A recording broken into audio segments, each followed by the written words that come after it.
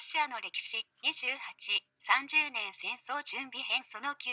枢機卿リシュリュー、10、リシュリューが司教になったわけ。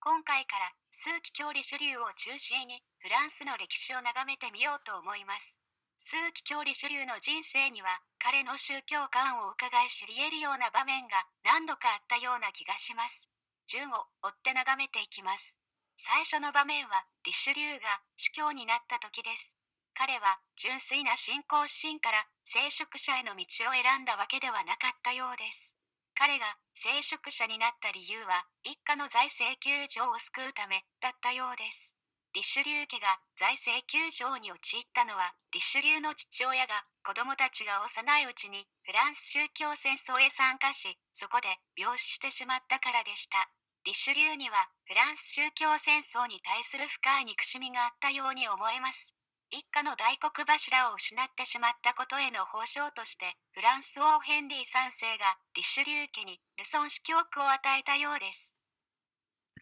ここでチェックポイント、フランス王ヘンリー3世を設定します。フランス王ヘンリー3世というのは30年戦争準備編その後、ハンガリー、トランシルバニアの歴史で登場したヤギエロンの血統が途絶えた短期間、ポーランド王となったあのヘンリー3世です。ヘンリー3世は一旦はポーランド王となったのですが、兄であるフランス王チャールズ9世が亡くなると、急遽フランスへ戻り、ポーランド王は放棄して、そのままフランス王になりました。空位になったポーランド王は、トランシルバニアのステフェン・バトリーがアナヤギエロンと結婚し、引き継ぎました。このヘンリー3世の母親キャサリーン・メディチは、メディチ家からフランスへと嫁いだ女性でした。フランス王ヘンリー3世の母親はメディチ家出身だったという事前知識を得て、チェックポイント、ヘンリー3世を終了し、話をリシュリューへ戻します。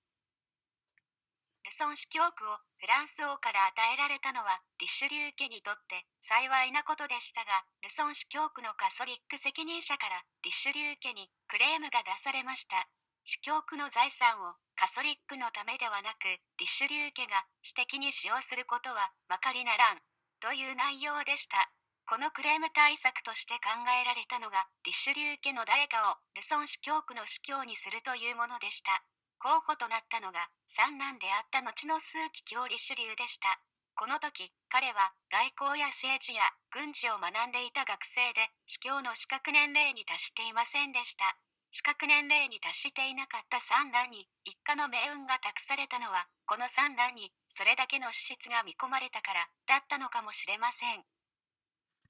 時は1607年。すでにフランスの宗教戦争は1598年の南都直令によって一応の幕引きが図られていました。もともとプロテスタントであったヘンリー4世がカソリックへ改宗し、ローマに追従の意を示した上で南都直令を発し、ユグノーと呼ばれたフランスのプロテスタントに信教礼拝の自由や自治区を認めてフランスの宗教戦争を終わらせたのでした。大雑把ではありますが、南都直令をシュマルカルデン戦争を終結させた神聖ローマ帝国のアウグスブルクの平和に相当したものと捉えて30年戦争の理解をよりシンプルにしようと思います。注意すべき相違点は、アウグスブルクの平和はハプスブルクとシュマルカルデン同盟間のみの政治的解決であって、そこにローマ教皇は関与していなかったのに対して、南都直令はもともとプロテスタントであったヘンリー4世自らがカソリックへ改宗し、ローマを頂点としたカソリック権威の中枢、ローマ教皇やメディチや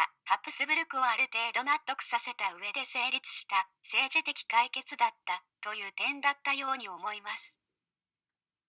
リシュリューはフランス宗教戦争を終結させたフランス王ヘンリー4世からルソン司教の指名を受け、ローマへ赴き、自らローマ教皇へ年齢特例を願い出ました。この年齢特例嘆願は教皇に了承されました。なぜでしょう。ローマ教皇にすればフランスにこれ以上プロテスタントが広がっていくのを避けたかったはずです。ルソン司教区がプロテスタント自治区となってしまうのを防ぐためには、教皇の代理人のような何が何でもローマの意思を貫徹してくれるような人間を司教に任ずるのが最適だったように思えます。が、かつてローマは暴力に訴えてでもローマを優先してくれるような人たちを通じてフランス権力を掌握しようと試みた結果、フランスに大きな災いを引き起こしてしまったことがありました。実際、ローマが関与していたかどうかわかりませんが、ローマの権威を鎧にまとい、そこに支援を重ね合わせた人たちは自制心を失い、どこまでも残忍なことができてしまったようです。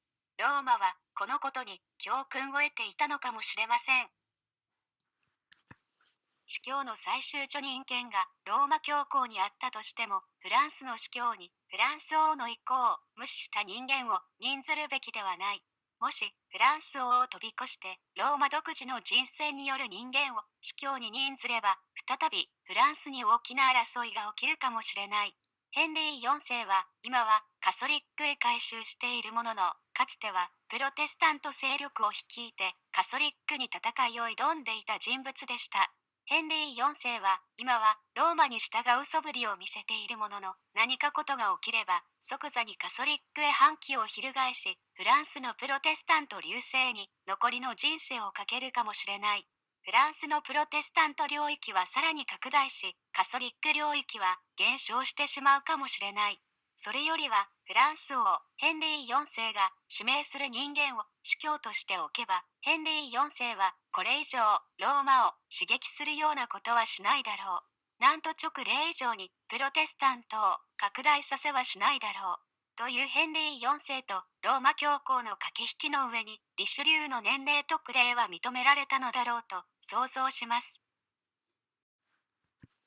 要はヘンリー4世がカソリックのまま引き続きフランスをカソリックの国として行く約定への見返りとして、ローマ教皇はリシュリューの司教年齢特例を認めたのだろうという想像です。ヘンリー4世にすれば自ら多大な犠牲を払ってようやくここまでにこぎつけたフランスの宗教問題をこれ以上こじらせるつもりはなかったと思います。ローマ教皇にしても神聖ローマ帝国の周辺すべてでプロテスタントとの争いが起きていた時代に、とりあえずは落ち着いていたフランスにネタコを起こすような真似はしたくなかったのが本音だったと思います。現状維持という落としどころはその時点での両者にとってそこまで悪い選択ではなかったのだろうと想像します。この時のリシュリューの心情を想像してみようと思います。宗教戦争によって自分は父親を失い、司教区からのクレームによって我が家は苦境に立たされ、教皇の特例によって我が家はその苦境を抜け出した。司教年齢さえも政治と外交と軍事の力関係でその原則が歪められる。